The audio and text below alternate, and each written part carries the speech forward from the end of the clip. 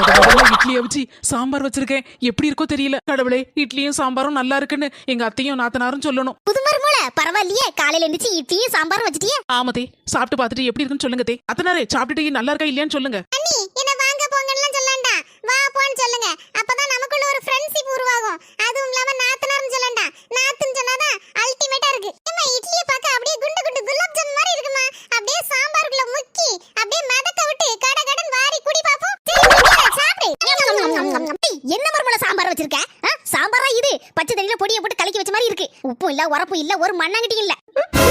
அம்மா என்ன நினைச்சிட்டு இருக்க உன் மனசுல? சாம்பார் ஓரளவுக்கு பரவாயில்லாம தான் இருக்கு. உனக்கு 7 வயசாச்சு. உன் அனுபவம் கூட அவங்களுக்கு வயசு இருக்காது.